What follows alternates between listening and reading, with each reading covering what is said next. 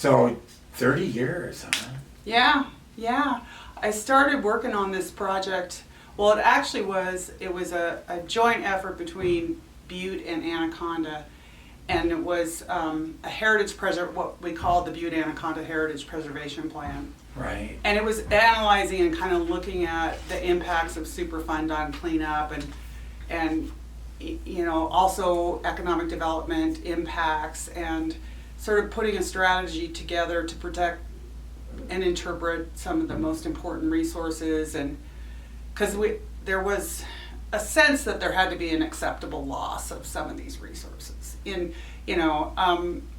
that not every placer mine could be saved, like along Silver Bow Creek.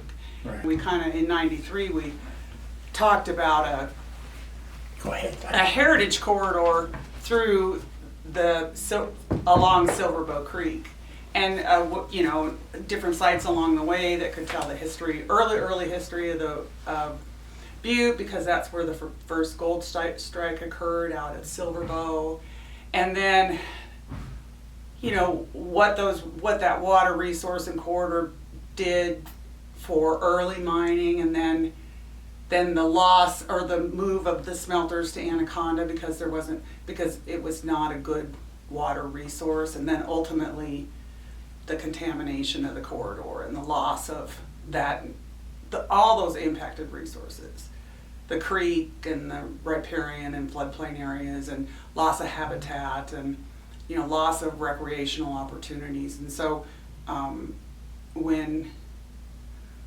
we actually developed a preliminary plan that was funded by Atlantic Richfield Company. That they at the time were going to conduct the cleanup, and so we developed a preliminary plan and did a lot of outreach in the two counties, and created the Greenway Service District Board, which represents both counties. It's a little unusual. We have county representatives from Deer Lodge and Silver Bow, and there was some amendments to state law that allowed this multi-jurisdictional service district to work with affected lands and mining impacted lands and polluted lands, and so set up this board and started this project and developed this plan that was completed in 1998. And during that period of time, ARCO decided to cash out on the project, and so DEQ was in the lead on the Superfund cleanup.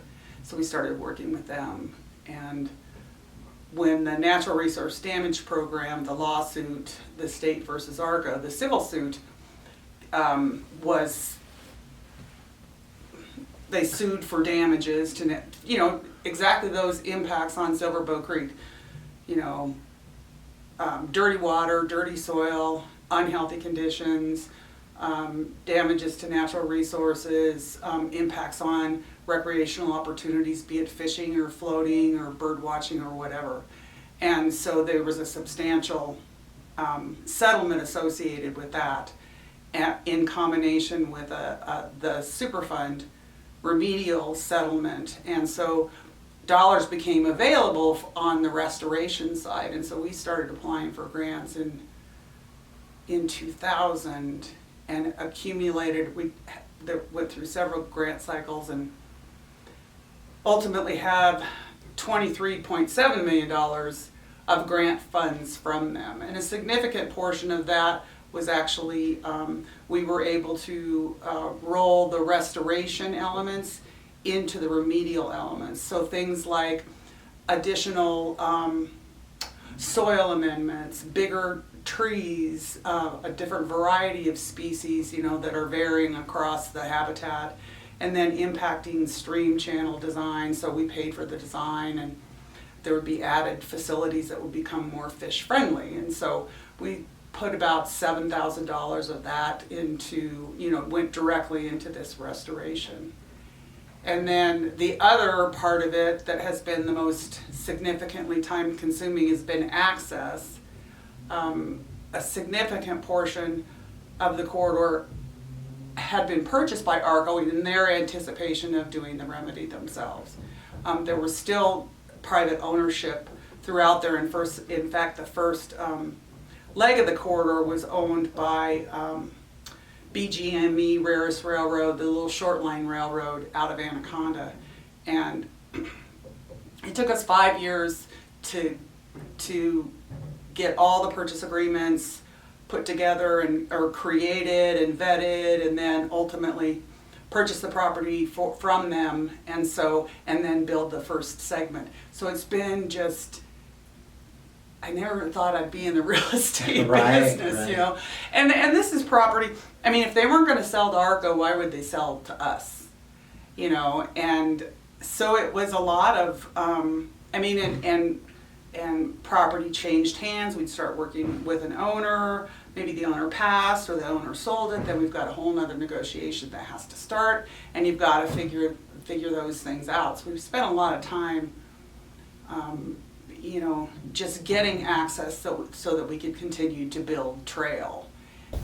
And you know, so it's gone in its spurts and sputters. We've been really lucky. We have had 2 years of continuous construction.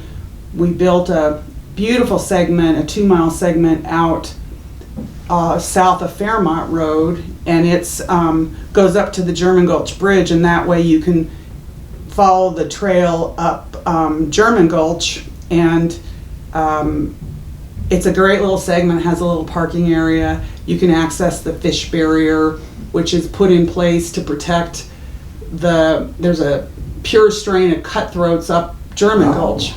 And so they didn't want, you know, invasive species once the water got cleaned up, because when Silver Bow Creek ran orange, it was a natural barrier, and it just isolated those fish up on German Gulch, and it's a really super cold creek, and so they just thrive there. And so one of the ideas is that they didn't want this, you know, invasive species moving up. So it's a really interesting thing to see. I was out there on Friday, and because of the water, it was just rushing, but a friend of mine saw river otter out there, and so they fish at the bottom of the dam, and it's a really great segment of trails.